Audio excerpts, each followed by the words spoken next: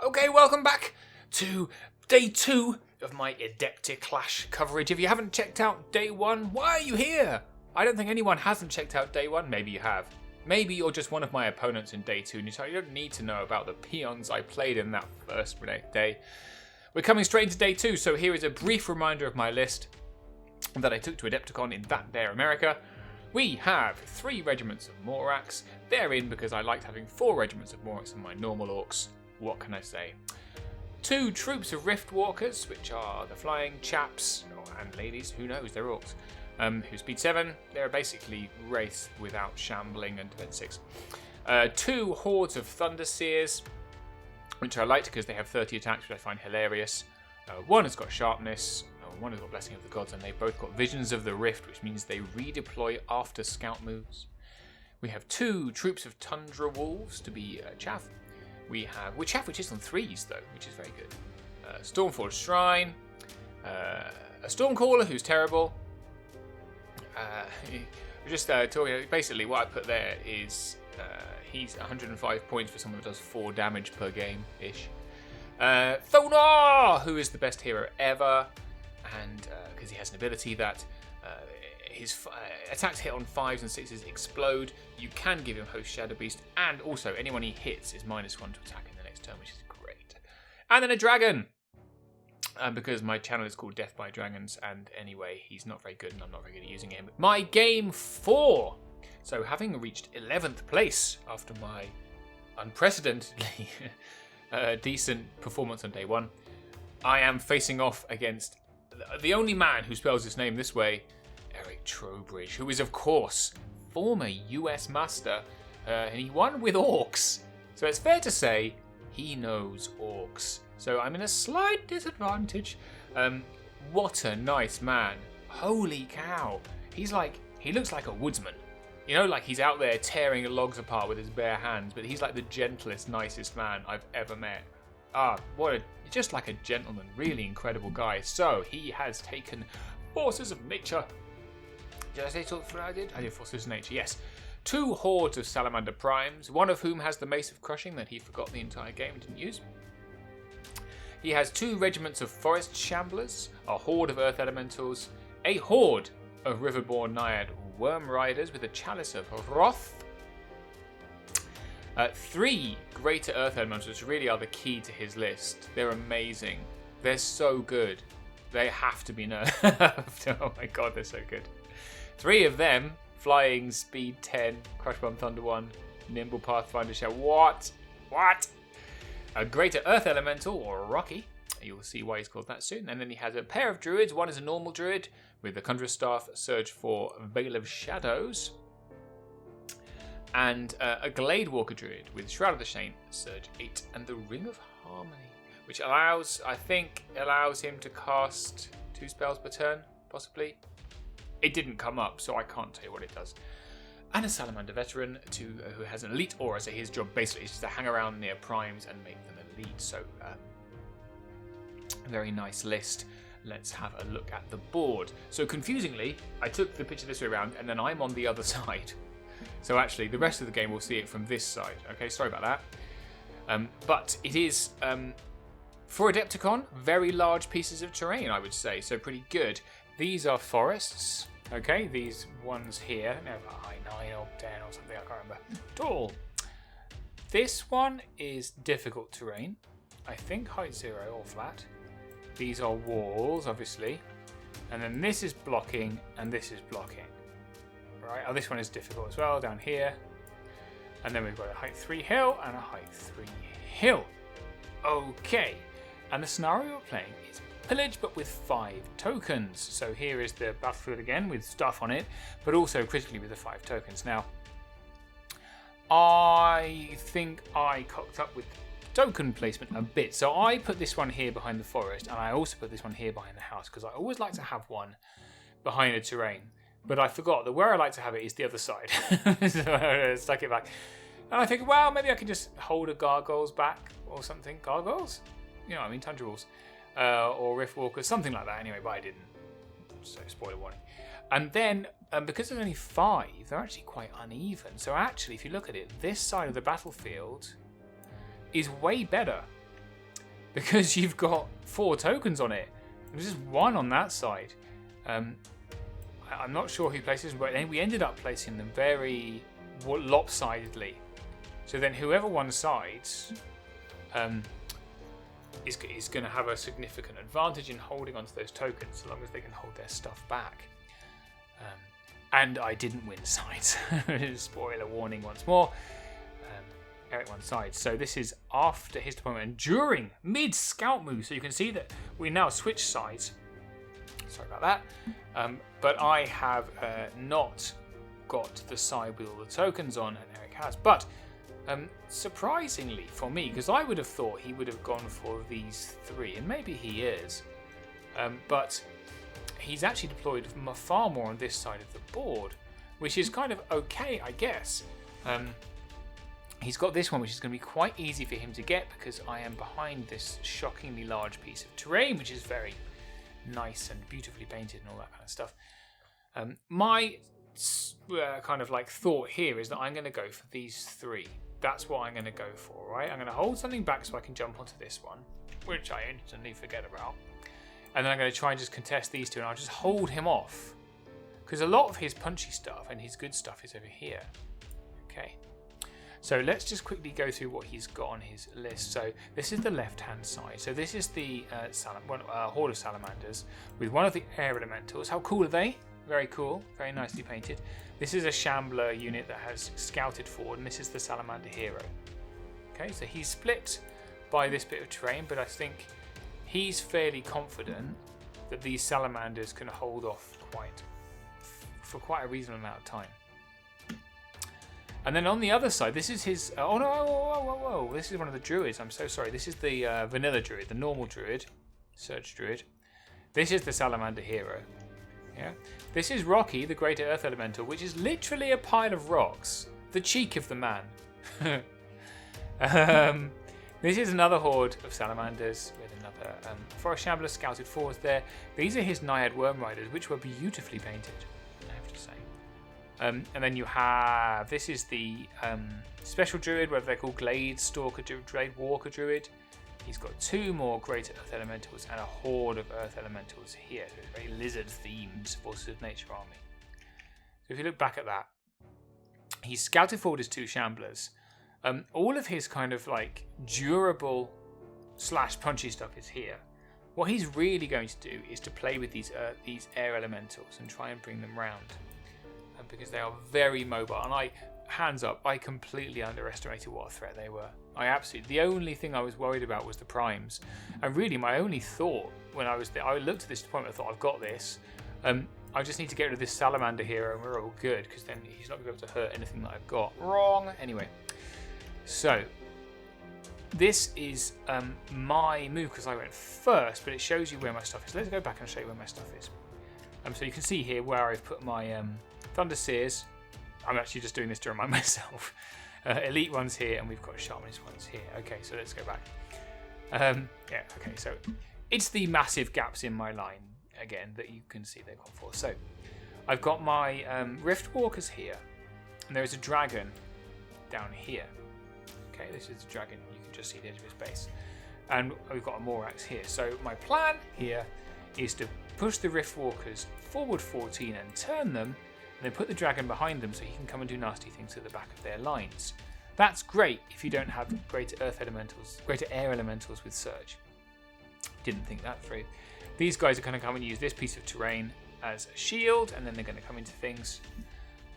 Then here, this is Thonar. Thonar's job is to go into this guy and get rid of him.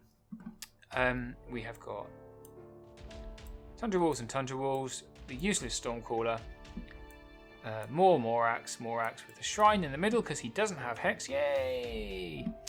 And then on the right hand side I've got some Thunder Seers, and they are there literally just to head off air elementals, greater air elementals. So this, whoa, steady on there. This is my first move, so I have pushed forward. I don't know why I'm not bothering to take the photograph over there. Seems rude. Don't know why I did that. Sorry. So I've just pushed forward in a line. I've tried to keep a nice curve here. These guys are facing flat so the air elementals can't kind of come in and Fool me, that's just showing you it's turn 1. All it tells you, blocking height 10. Can't see anything else. This is his response. So I'm really not good with fast things down the flank. You can't see that there's anything off the... So there are Riftwalkers there with a dragon behind them. So he's brought the air elemental up, the greater one. And its height a million, so we can see over the hill. Yeah, and it's just a very durable line, really. Interestingly, he's just gone off with his Naiad Worm Riders. And they're going to go off. It looks like they're going to go to that token over there because there's nothing there that can stop them. Might as well. I guess he kind of thinks, I've got this in the middle because nothing here can really hurt me because I'm all defense 6. We'll see. Annoyingly, this air elemental has wandered off to start flanking immediately because he's seen my defense against flanking on that side is poor because I don't have Thonar there. Thonar is the best defense against a flanking flyer. Flanking flyer. Anyway. So yeah, oh, that's after surges. So he's surged forward, the Greater and the Horde of Earth Elementals. Kill me if you dare. I've got loads of stuff that can hurt you. Alright. Oh, maybe that was after. Maybe I didn't win turn 1. Wow, I'm great at this whole battle reporting thing, right? That's just my line. Oh, sorry. Not very good at this. You know, you should watch another channel. There's plenty of good ones. I'm just saying. That's just my line. Post point. He wins turn 1. Alright. Send your criticisms to I don't give a toss at deathbydragons.com. So, in response to his turn 1, I respond reasonably aggressively. My main contention is to get this dragon forward. So you see I've pushed the Riftwalkers forward, I've stuck the dragon behind them. I don't know what I think I'm going to do with it. I think I'm going to come down here maybe. But he's got an air elemental kind of ready to challenge right here. He's got this guy out of 20 in case I decide to jump over and kill it, which I probably wouldn't. And I've kind of tried to do this curve again around like this. On the right hand side, I've decided to ignore the air elemental, just pretending that isn't happening. And the Riftwalkers, I've gone like, I don't think that's a very good idea. I think keeping them a little bit like this would have prevented him jumping his air elemental in, but we shall see. And then I've sent some Tundra Wolves in straight away. I thought, you know what? I'm not going to let you push your Shamblers forwards. I'm going to keep you where you are. Of course, he doesn't care. He needs to be there because that's where all the tokens are. But I pushed those in to see what I can do to a regiment of Shamblers. So, and 6 damage is what I could do, which is a lot. Tundra Wolves are good. Not enough to do anything solid, but I guess the temptation here is he would then want to send something into the Tundra Wolves, maybe some Earth Elementals, and then I've got all the hammers in the world to come and take them out. So let's see what he chooses to do. On turn 2, so he just takes the bait. He's like, go for it. Go on then. On the left, which is fine because actually I've not really thought what the trap is going to do. I think I'd hope the dragon could come and attack something over here, but there's nothing to attack actually. And he's positioned exceptionally well. I would say this about Eric is he's incredibly good at his positioning. It's very nicely done and very clever. And I was very shoddy in my positioning. So you can see what he's done here. He's got his air elemental where I can't charge it with the dragon. Plus it's surgible. So anywhere I go with it, he's going to be able to get very close to it very quickly. Then he's looked at my positioning here. So I've got my dragon here and my Riftwalkers here, and I brought my Morax to here. And he's realised that I can't see them from anything else. So these Shamblers are free to go into it and hold them up, which means I can't turn and charge. If I brought them further out, if I brought them up to, let's say here, then I could turn and go this way. But I can't, so they're stuck. And then he's decided to sacrifice Rocky, essentially. Rocky, the Greater Earth Elemental. Look at this coward here. Look at this cowardly lizard. Just run away. So Rocky's gone into the flank of these Tundra Wolves. Fully prepared to die next turn because he's got a great big horde and a Greater Earth Elemental and all sorts to come in. And then he's started to come around with his stuff. You can see the marker here. My poor positioning means that this air elemental can just come nicely around the side and sit there all threatening. So masterly play there. You say masterly, you know what I'm saying. Alright, what am I showing you there? Is there a surge? Oh, Yes, there is. Oh, he did some additional movement. That's right. He was like, actually, I forgot to move this guy. So he moves him over here. My bad. So he moved the other elemental right behind his shamblers there, ready to pounce. So he's got a lovely pincer of greater air elementals here. Not something you want. Really nicely done. Oh, and then he healed. He healed with the Glade Walker Druid. 5 points of heal, which is just rude, isn't it? Really. And then he killed them like into tiny, tiny wolf-shaped pieces. And then he repositioned like, yay. Over here, we had 2 points of damage from the Shamblers onto those Morax. I really, really misplayed Thonar here, and I regret it. I put him back here to keep him safe, but actually he needed to be here. He really needed to be there. Where he is here is he's behind a forest. He can't see anything over there. He can see over there, but he can't get to it because there's not enough of a gap to get through.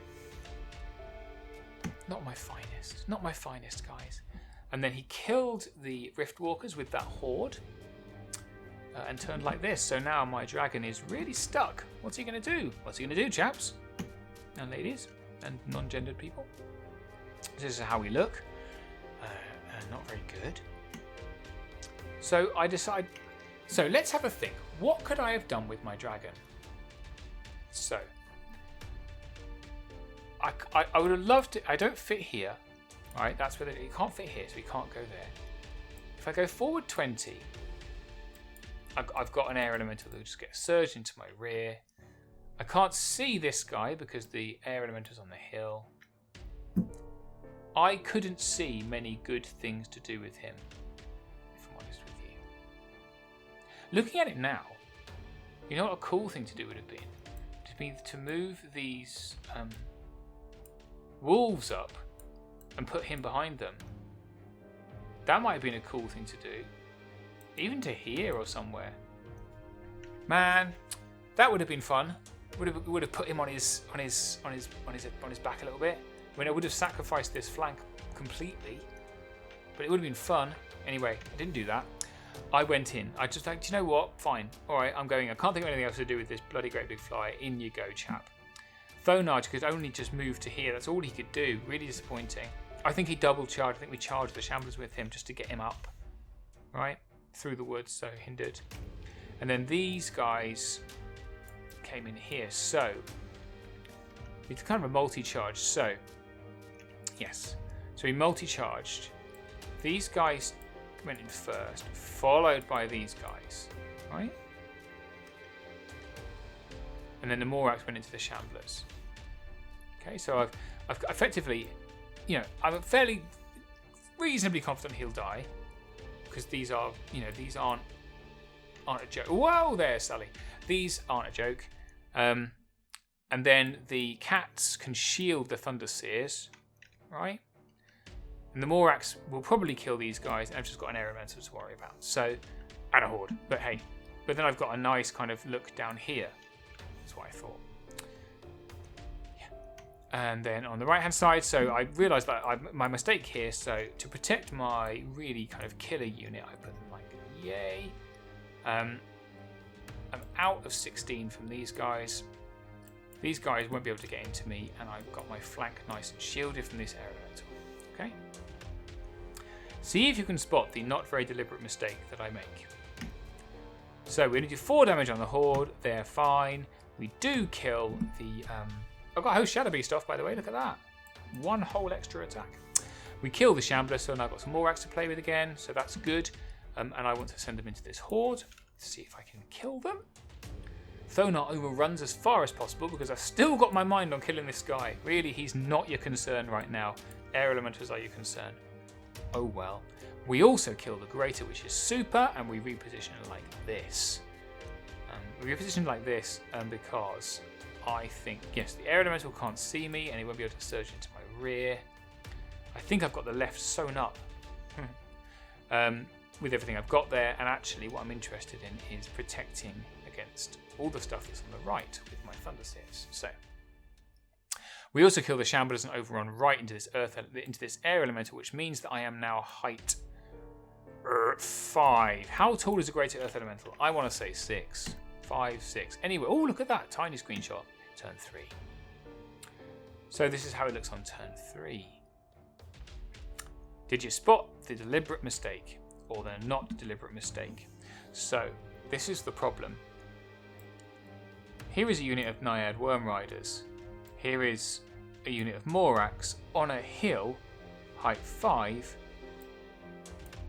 They can see me, and it's a flank. I just missed it. Genuinely, 100% hands up, missed that. And I think that was really a game-turning mistake there to miss that critical thing.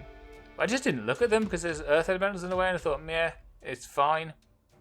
I think I compartmentalized the battlefield into 1, 2, 3, right? And I just didn't didn't think about them coming in. So there they are. That's where they've come in. So that's not fun for me at all, is it?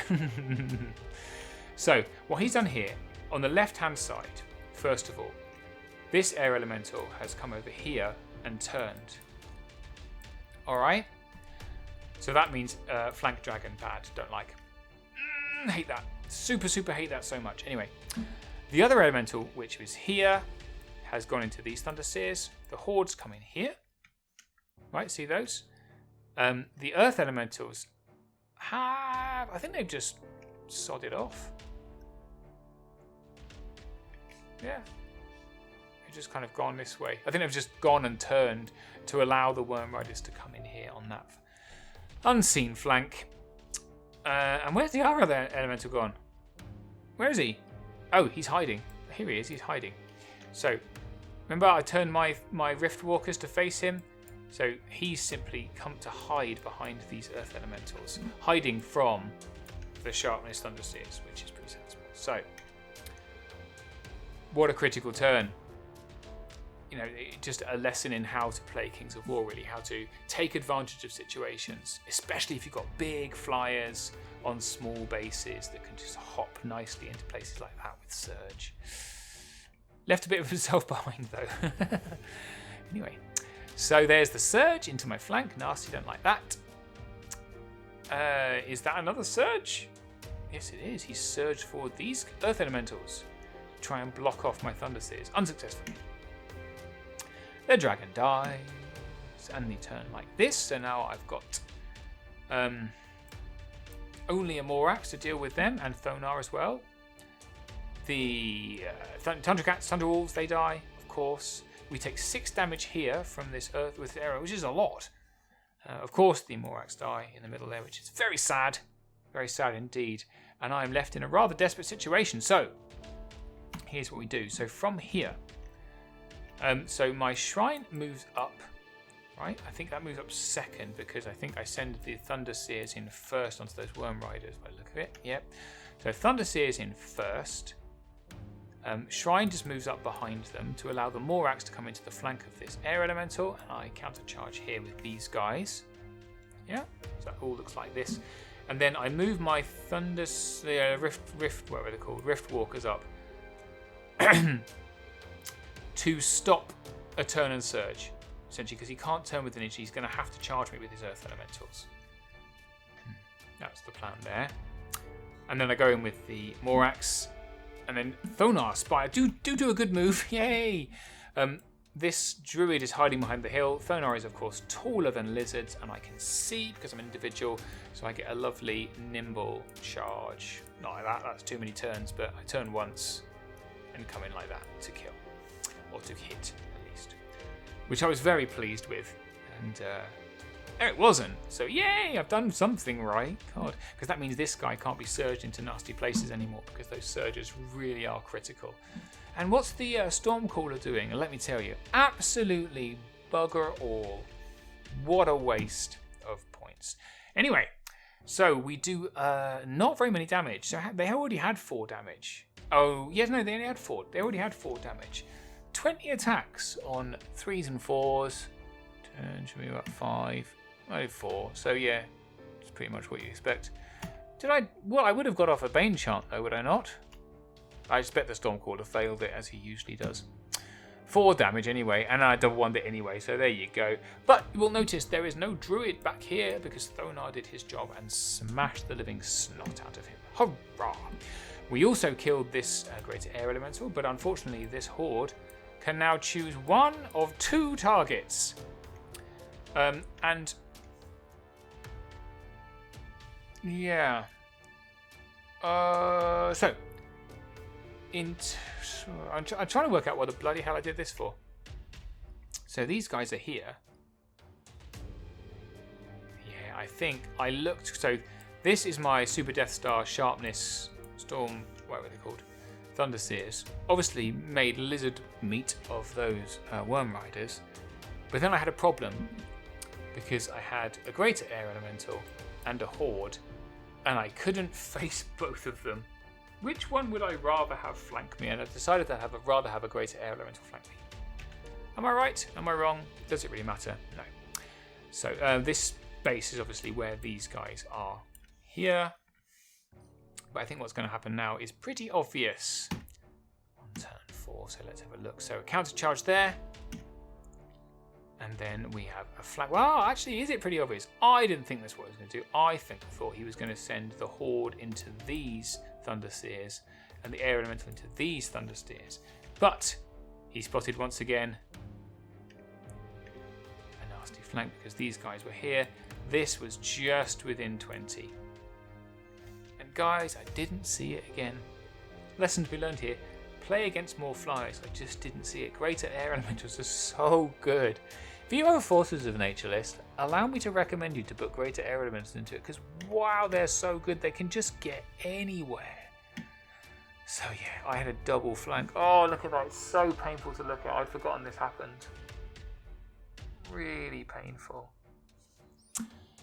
So we had a front and a flank here, and we had a flank here. Awful. Nightmare. I'm actually physically in pain looking at that. And the Earth Elementals went in here. So, what a masterclass in how to play Kings of War. Now, Riftwalkers die. Both Thunder Seers die. And the Morax on this side die too. So, on this turn, most of my army disappeared. And I felt like such a noob. It wasn't like painful at all. Eric is the nicest person ever to play against. And like I got rules wrong a couple of times. And he was such a sweet guy about explaining, kind of like, oh, no, that's not how it works. I'll explain it to you. And I'm like, you're right, and I'm a moron. I just felt like such a noob.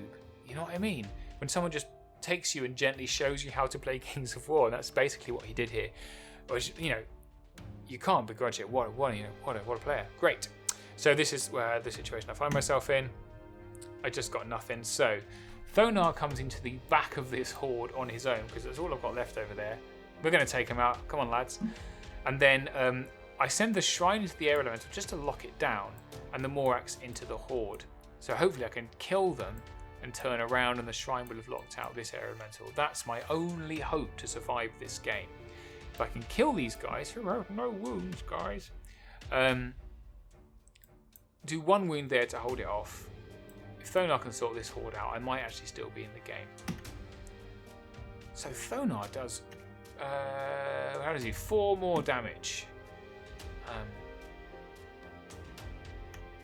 I don't think, I thought he wavered them, but maybe not. What's that? That's showing 6 damage on that horde. So 6 damage is not enough, and I did not waver that horde, so that's my hopes gently evaporating quietly into turn 5. So it's now a multi-charge because I did 1 wound on the Air Elemental by the look of it, which is great. Good job, Shrine. But then I got Earth Elementals and the Greater Air Elemental. And you can see here, because I didn't kill that, which is a very, very slim chance anyway, I got rear charged by a Greater Air Elemental there, so that's not nice. And they died. Of course they did. And we had 9 wounds, no 7 wounds onto the Shrine, which is still alive. Yay! Please take the time to admire my OSL. I think he must have wavered them because they're still there, and I still went into them. And I went back into the Air Elemental. Why? Oh, that's a Stormcaller. He's still around there. He's down here somewhere running away. And that's his lightning bolt onto this horde. So he did 1 point of damage and I double won them, which I thought was kind of like a real kick in the nuts when I was already down. You know what I mean? And Thonar did another 2 wounds onto this horde and wavered them again. They still didn't die. Oh, there's another small screenshot. Sorry, they're 5. Up to 5 wounds. That's 4 wounds from the shrine onto that air elemental. But again, it's fine. And then, look at this. Right? So I think this is turn 6 now. I don't think I took a photo of the turn dice. Apologies, because I was too busy sobbing into my cups. We've got a flank, a rear, a front, and a flank. Right? You can see the amount. I just poured as many dice as I could find on top of it. And then Eric double won my shrine and it survived another turn. Yay! Shrine all on its own in the centre of the battlefield. Oh, that's the turn 6 dice telling you it was turn 6. Sorry, I normally sort out these things. There's all the dice I put on top of it. Anyway. Oh, and that was it. And then just to finish off the game, I double won the horde. With 16 damage on them, which is enough to kill them. Thonar's been hacking away at them for 3 freaking turns. He's wavered them twice, and I double won at the end, which is just like so insulting. So insulting. And then I think the shrine died. For some reason I haven't taken any photographs of it. But yeah, so maybe it died. Maybe it didn't. It doesn't really matter. It was a crushing defeat from a very nice man. Who showed me how to play Kings of War. So there you go. Great Air Elementals. Big thumbs up for them. Big thumbs up for Mr. Trowbridge. Should we just move on to the next game? Because, oh, God. Not my finest hour. So it's kind of funny. Because Eric said, apparently all he'd been asking the whole tournament was that he didn't have to play Steve. And I was like, that's very insulting. And he's like, no. Steve is the person that I play the most. I call him the Orc Slayer. And I'm like, He's like, because he's played against orcs so many times. I'm like, Anyway, my next opponent was Steve, Eric's most frequent opponent, who had bought Varangur. So let's have a look at what the Orc Slayer had bought. He had bought 3 regiments of Draugr, who were kind of like zombies.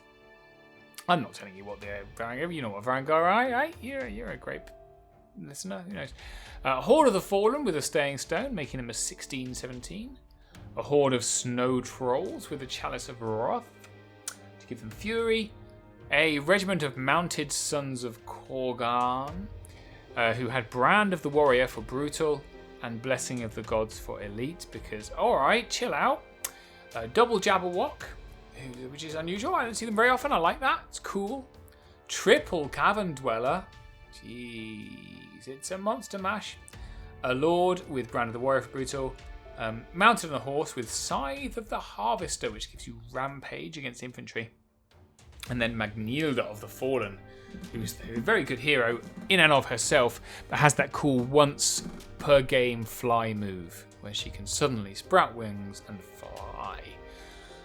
So, pretty cool monster mash list. Let's see. So this was our battlefield. We are playing Dominate.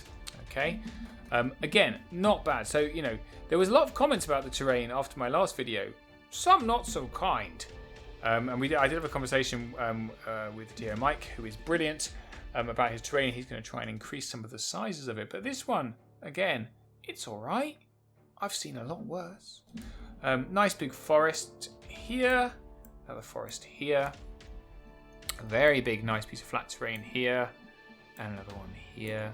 We have 2 hills, a chunky house, and then 2 walls. I probably add another couple of, maybe 1 piece. How many? 1, 2, 3, 4, 5, 6, 7, 8, 9. That's not enough for me. I mean, maybe even 10. I'd probably add another couple of pieces, but that's just because I like terrain. We're playing Dominate. That's the centre of the board on a hill there. Let's see how we go. So this is how we deploy. Once again, I haven't put my Thunderseers down. Look, how cheeky. They're not even facing the right way. They're down here facing off that way. So rude. But I think I chose sides, maybe? Can't remember. It's pretty obvious. One's going to go here, right? And one's going to go here. So we'll see that in a minute. So let's have a look at how other Steve, Varangur Steve, the better Steve, this is how he deployed his stuff. So, right. these three are cavern dwellers. I'm going to say cavern dweller, cavern dweller, cavern dweller. Yeah, because the Jabberwock's on the other side. And then we have Draugr, Draugr, and Draugr. And this is Magnhild, as you can tell, because she's got wings. Isn't that cool? And then he's got his snow trolls in the middle there. These are the mounted sons, and these are the fallen. I think must be, yes. Here's the Lord, and here's the Jabberwocks. Right, so it's a nice compact line, right? Because obviously we're playing dominate, so what he wants to do is come in and come round and dominate, right? So against that, let's look at my line here. So I've got my dragon and Riftwalkers and light. So I am determined. I will get this move off. I will get them in. So I'm going to come down and use the edge of the building for the dragon and hopefully go off down the back. Let me get this move off one time. Come on. Anyway, Riftwalkers to chaff for them. We have got Tundra Wolves, Morax, Tundra Wolves again. More Riftwalkers. Thonar's on the right this time. Shrine in the middle because no hex. And there's the Stormcaller. Why is he even here? No one cares. So, what's my plan here? It's pretty simple. I'm going to have a Thunderseer unit here and a Thunderseer unit in the middle. And I'm going to wrap around. So I'm going to try and get a nice line like this.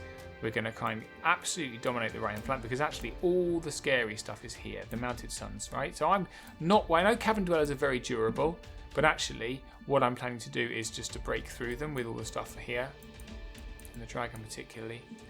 I'm really, really worried about these. So I've got my chaff here to chaff off against the really punchy stuff. And then hopefully Thunderseer them in the face. So let's see. It's going to be a punch-off. There's not a lot of shooting in either of our armies. It's just march forward and punch. One last look at my army. It's the last game. Give a little look. My hand-painted banner there. It's nice. So... There's Riftwalkers. What I did with the Riftwalkers, by the way, if you're interested, I've cut their feet and mounted them on poles so that they're flying. And then I've got them kind of fading in. So you can see the ones at the back haven't got a lot of colour in. And the ones at the front have got more colour in. It kind of worked. And there we go. More of them. So these are the elite ones here. On the left-hand side as I look at it. And over there. So there we go. Turn 1, which I win. Yay! And I enact. I really like this play. I really like this deployment. I love this curve. I got the dragon where I wanted it. Can't be hurt by any of this stuff. I've got myself ready here. My chaff's here ready to jump out. I'm pleased. I was pleased with how this looks. Right, Thonar is. Where's Thonar? Where are you, Thonar? There he is. He's there ready to come out and do annoying things to people. That's combined lightning bolts onto trolls because what you want a lightning bolt is a troll, let me tell you, just in case you can waver them. But I didn't. So there we go. And then in response, so this is how Other Steve came forward. So this is a really cool line and a really nice deployment as well. You know, if you want to use monsters, this is a great way to use them. You can see here how each cavern dweller is slightly set back from the line. So none of them can be charged. This is a really nice move. None of my stuff fits smaller than a 50 apart from Thonar, who's way off over here. So I'm going to have to come into Draugr and I'm going to have to allow some counter charges. Okay. Now he's been a lot more cautious on the right hand side. Well, that's my response. Where he's kept the trolls back. So obviously he's conscious about how fast these guys are. And these guys, so he's stuffed his Jabberwocks forward. He said, you know what, if you want to charge something, charge Jabberwocks. Because everything I've got is at least as fast as you, apart from your Tundra Rules, which I don't care about. Fair. So I think a good response. So here's my response to it in turn 2. Why don't I take a picture of the dice? So rude of me. I bet the picture of the dice turns up in a minute. Usually I'm like, oh, there it is. Let's turn 2. Look. I usually think to myself, I'll take a photograph later and I'll pop it into the slideshow. And I always forget. Anyway, turn 2. So here's how I position. I'm quite pleased with how I've done this. So remember how we were over here? Thonar is over here, right? Mainly I'm worried. So these guys are quite far back. And I work out if I put Thonar here into the trolls, the mounted sons can't see him. So the Lord could see him if he turns. But none of the scary stuff can see Thonar. So Thonar probably can survive trolls for one round. So I put Thonar into the trolls to stop them charging. Then I put my Tundra Wolves here because it allows none of the scary stuff to come in to my attacking line. Because my real hope here is that I can smash the living snot out of these guys in time to come to the rescue of. So I'm doing treating these as kind of an ethereal hammer, anvil rather. Nothing's attacking them yet, and these guys are my hammer flank smashing through. Okay, that's the plan. I do the old hop over with the dragon, very excited, very pleased. So the dragon jumps over like this. Now he has got Magnilda here. Magnilda is going to have to charge me in the flank if she wants me to stop me flying, so she can. And then otherwise I do a nice long line. So I was crowing about how great this placement is. There was one slight error in it, which is that I have got a flying unit here who fit nicely on the flank of these Draugr here. So I do that flank there. So I've got Morax in the front and Riftwalkers in the flank, which looks cool, except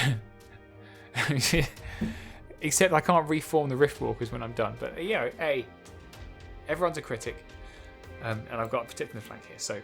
So we've got this unit and this unit on these Draugr, the Thunderseers on these Draugr, and then these Tundra Wolves really just holding off these Draugr, because what I'm really doing with them is protecting from this Cavern Dweller, because I've got my Morax in the rear ready to come in. Okay, and then I've got these guys for some Bane chanting, which I probably do, I should imagine. And then over here, I make a really big mistake on the right-hand side. So, see how I positioned? So I positioned it a nice... I've held off against the threat, which is here. These guys are really fast. Jabberwocks are fast. I think they're speed 7 with... I don't know if they have wild charge or not. I could check, but I can't be bothered.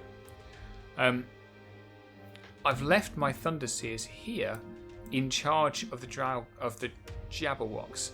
But I remember I was rushing when I pushed forward this Morax unit. And I intended to turn them just a little bit more. Because as it is, their line of sight comes off like this, and both Jabberwocks can come in here, and nothing can stop them. Nothing can flank them or anything like that. If I'd have just bothered to turn my Morax just that weeny bit more to get that line of sight, that would have been a much better move, but I didn't, and that's a really critical mistake. So let's look. Anyway, we kill off 2 of the Draugr, and as you can see, by leaving the Riftwalkers here, I mean, it's the best I can, whatever. At least the rear is protected here, and the front is protected. This Morax unit, which is more valuable, is okay. We do 5 wounds here. Oh, I think we do some fireballing, do we? No. Who is he? I'm sure he shoots breath at someone. I think he shoots breath at one of these guys and does nothing. Thonar over here. We've got a Host Shadow Beast 4 off on him. 7 damage onto those trolls. What a boss. What a boss. And I roll a Waver. But he's got the Staying Stone, so it's not a... I know he's got the Fury thing. So I don't know. I can't remember if I do it anyway. Whatever. Unimportant. So this is how it looks. There's the turn 2 dice. And yes, so as predicted, both Jabberwocks go into my Thunderseers on the right here, which is devastating for them. Silly move, silly. Stupid. Anyway, the Mounted Suns were very, very fast coming to the Riftwalkers, which is fine. I expected that. I've got the Morax here ready to countercharge when they die.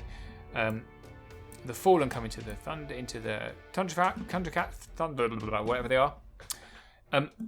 The Trolls, again, I didn't fancy their chances one turn against Thonar, especially hitting on 5s. So Herja, what's she called? Magnilda. Used to be called Herja.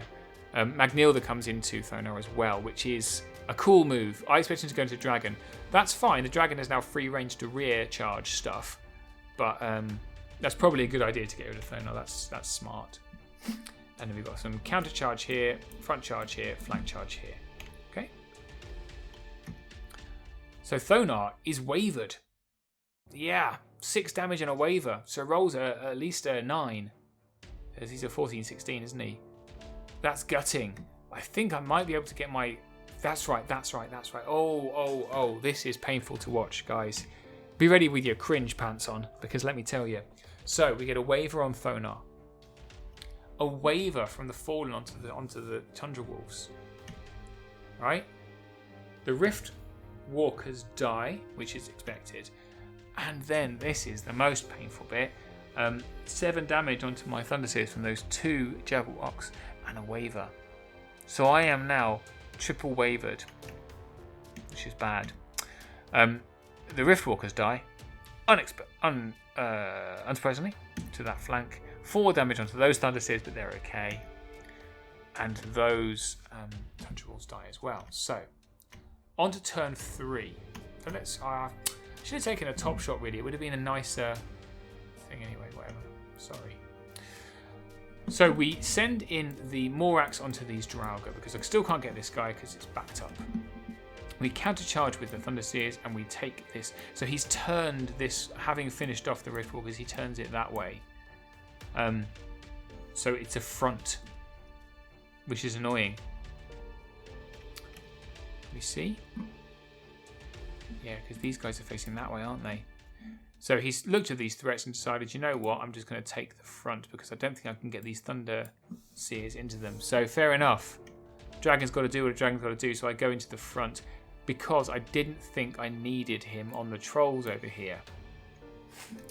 I think it might have been better to get the dragon over here, to be honest.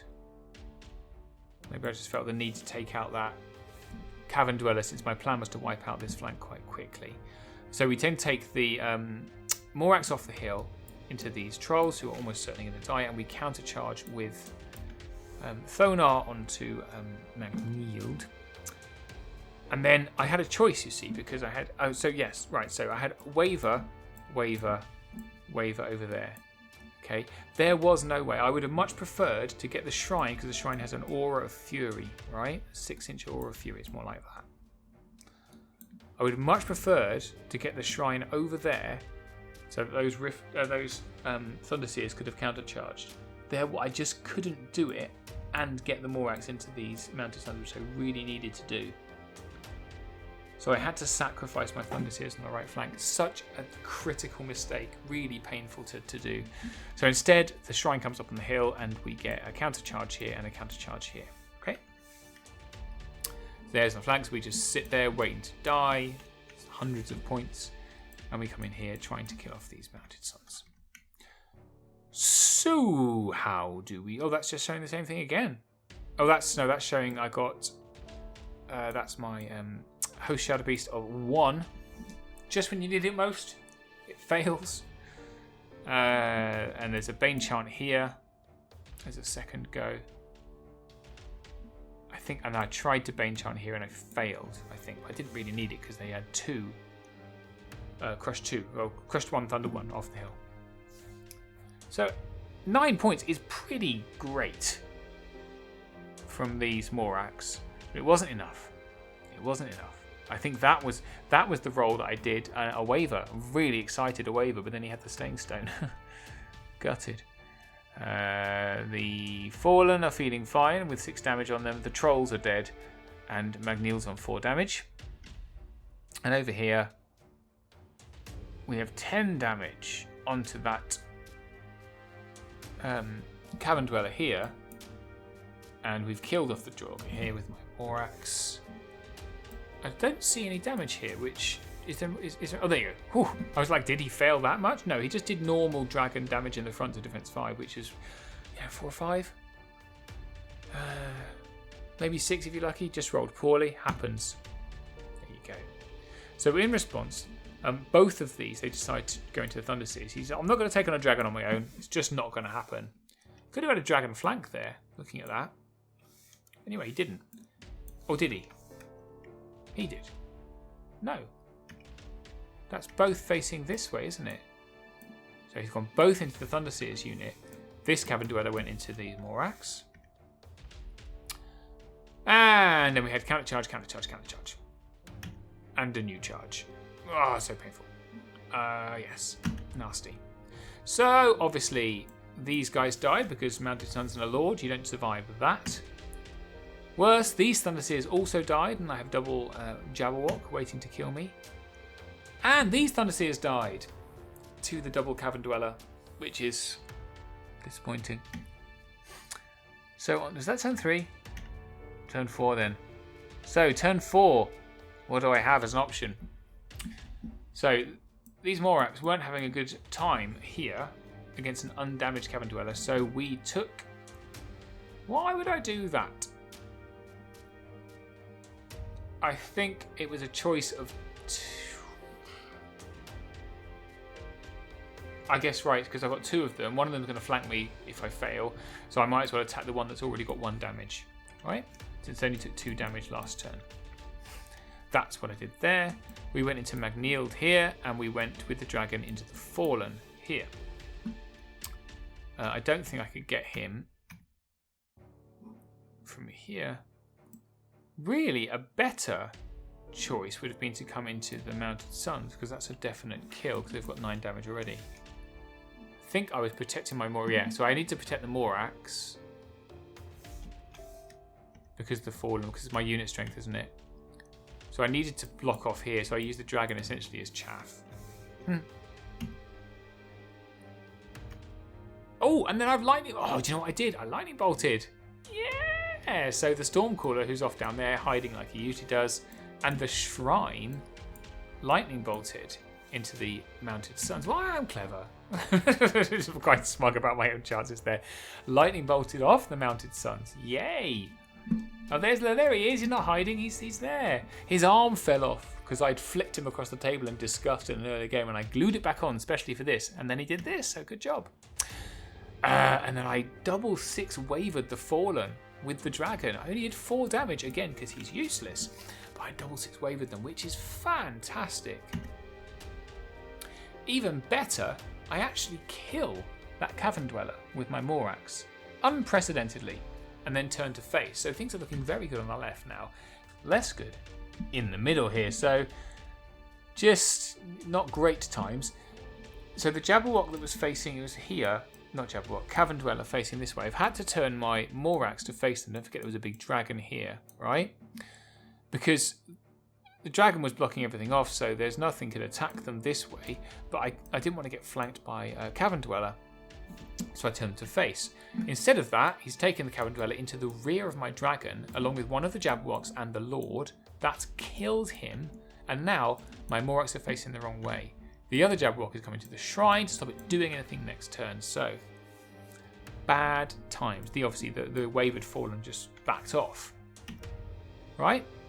6 damage from this Cavern Dweller, who went into these Morax. They're still okay, thank goodness. Turn 5. So, turn 5 is now looking really poor. So, don't forget it's Dominate. This is Dominate Circle. So, unit strength-wise, there's 3, 1, 1, 1. So, 3, 5, 6. Another one, so 7, right? I've got 3, another 3, so 6. Also 7. So, match on unit strength. So the only thing the Morax could do, they could just turn around and take a bunch of charges from this lot. That doesn't sound like fun. So we decided to just go and really wang it over here and smash the hell out of this. The Shrine can countercharge, it's not going to do much. I'm going to try shooting these guys with my Stormcaller. Let's see how that works out. I think his arm's fallen off again. Obviously we killed the Cavern Dweller. We do a point of damage here. And then in response, it gets painful. So... Why are these guys... Well, that's one forward. Sorry. So these guys are on the hill. Okay, so the way I've turned these guys are facing here, these guys are facing here, for very obvious reasons you're going to see, because these guys are already going to come in here. They all do. So they smash forward. So Lord, Jabberwock and Cavern Dweller into a Morax here, and the Fallen come up onto the hill, onto the Dominate Circle, into my Shrine, along with this Jabberwock. So... They kill off this unit, and I was watching this. It's right at the end of the tournament. I'm thinking, please don't overrun. Now, please don't sidestep the Lord, I was thinking, because what I'm looking at is the turn. So this is the unit strength here, right? And I've got 3 unit strength here. And I'm thinking, when they're all kind of arrayed like this, or however they were, yeah, like that, I was looking and thinking, I can turn my Morax and come into this Fallen unit on the hill, putting me in the Dominate Circle, and even better, putting me out of line of sight of these guys. And so I was thinking, please don't sidestep, because if he sidesteps even an inch, I can't do that. Instead of which he overruns. And I think his plan, which is just as sound really, is to overrun a lot into the front of me there because he's mighty so I can't get past him. However, he doesn't. He only does an inch, as you can see, which gives me a brilliant chance. And I pull it off. I pull off this this canny move, which I was really proud of. And you should have seen his face. He was like, what? And I'm like, yeah. And, he was like, you could see him just thinking, shit. Right? Because this is pretty cool. Because what I do, if I kill the Fallen, that gives me 3 unit strength in the middle. And it's a draw if he can bring these guys back. 1, 2, 3 to 3. However, he shouldn't have worried because think about the maths. Even if I kill them, he's going to have a front attack here and a Lord in there as well. So we've got quite a few attacks from Jabberwock, and we've got Scyther the Harvester attacks from him as well. They're already on 2 wounds and they're only a dash 15. It's average dice to kill me. So let's see how we do. We kill the Fallen. We kill the Fallen. It's a draw right at the end of the tournament. Yeah. I don't like it. I've spoiled it a little bit for you. He puts them on 9 wounds, so they were on 2. 7 wounds from those guys isn't a great deal, right? And it's just a 6, not even a re-rollable 6. Roll a 6 one time to take them off, and of course he does. So, yeah, anyway. I had some rounds of bad dice, I'd fair to say, but it was a very close, even match. I think I made that critical mistake on the right flank.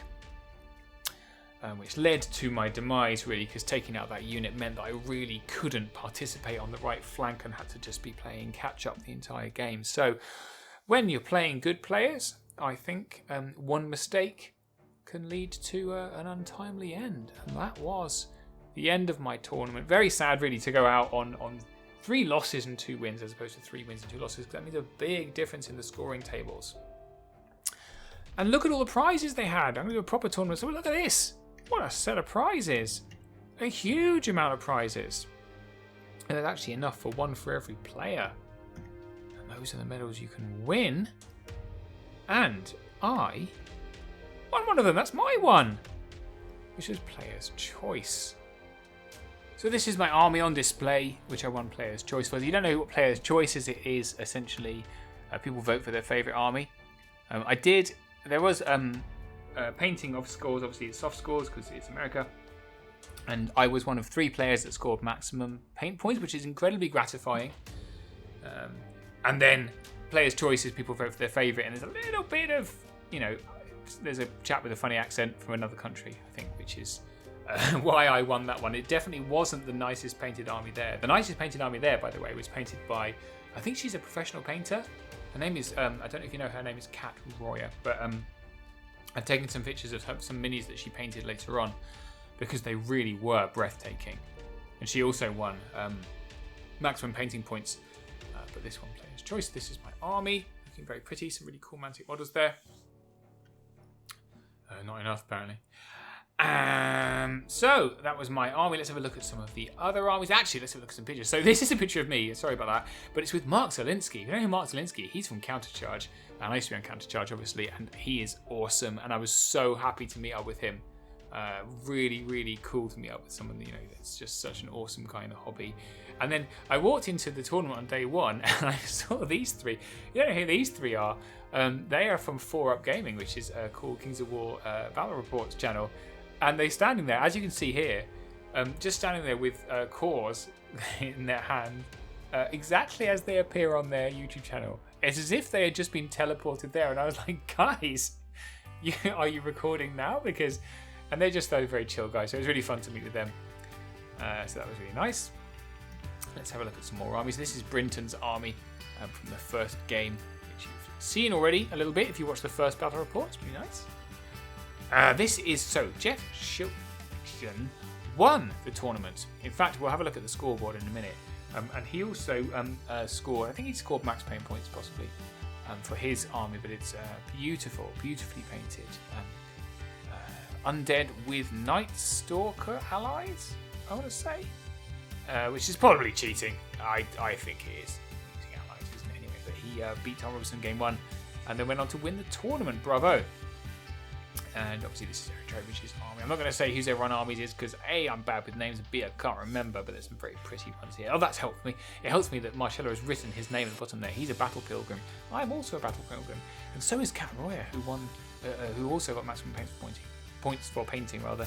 And I think was fantastic. So we're all battle pilgrims. Hurrah! I haven't got a t-shirt though, because I'm not allowed one. There's another cool one. This one obviously John Carter, so this is more zombies. Very, very nice. I see I've run out of names now. I can't say whose it is. Beautiful army. Felix Castro's on a shield. Nice Northern Alliance. I voted for this one for my favourite because it's got an AT-ST collapsed in it, a nice Ratkin armor with loads of cool stuff in it. Really enjoyed this one. Marsh Temple. Just really cool. There's such a, I really enjoyed the creativity of the armies that were there. I think the whole tournament also.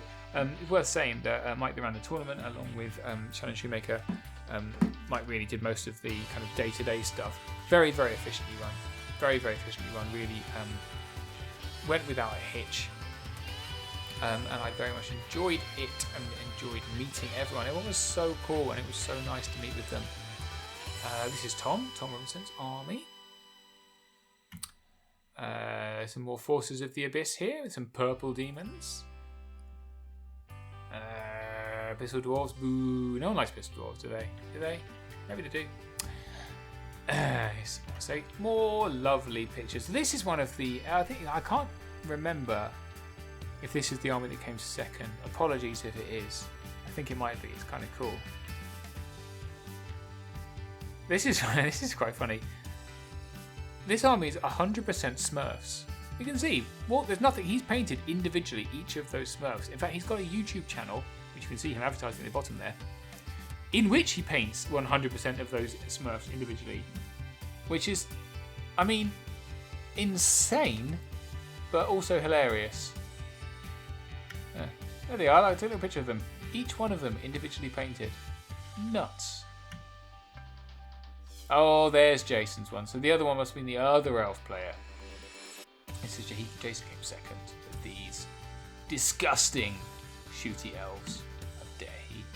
This car is very cool. Abyss Dwarves. I don't know who. Lots of the two makers, obviously. A really cool army. Hellboy themed. It's nice. We've got there Grace Patterson, lovely. I heard fire elementals were extraordinary. This is one of the there's somehow moulded with little lights in them. They're kind of growing out of the base. Fantastic. Some more.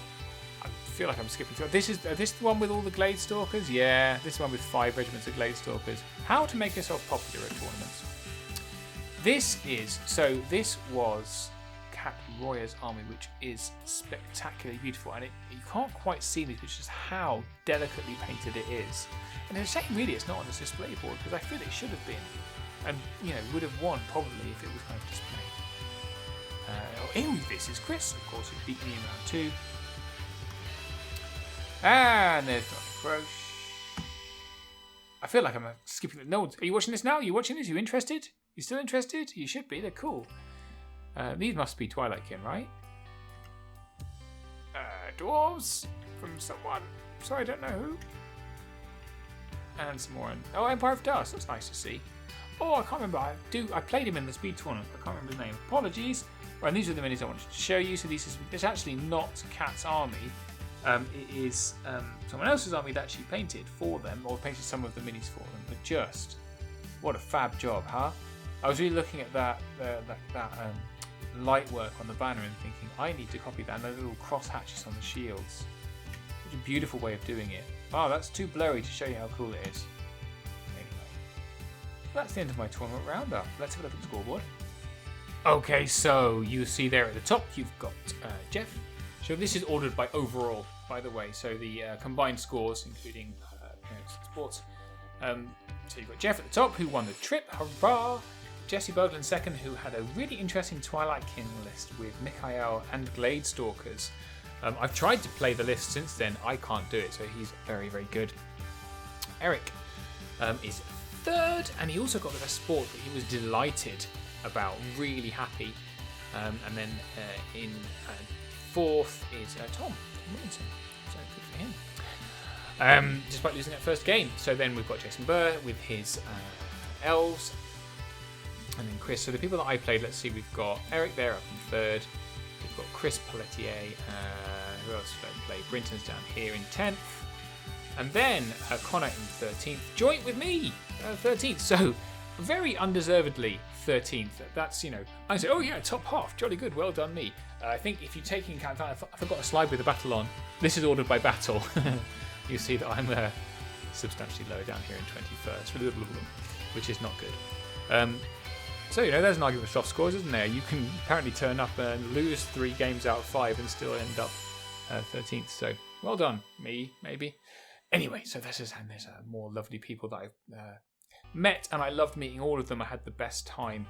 And thank you so much if you took the time to come and say hi to me and that kind of stuff. It was really enjoyable. I loved meeting everyone. It's made me really want to come back to play another tournament in the US, because it was really a very different experience. If there is a tournament you think I should go to in the US, let me know in the comments where I should go. Yeah, that's about it really. Nothing more to say other than thanks for watching, and we'll see you next time for another tournament report maybe at some point. Who knows? On Death by Dragons. Bye!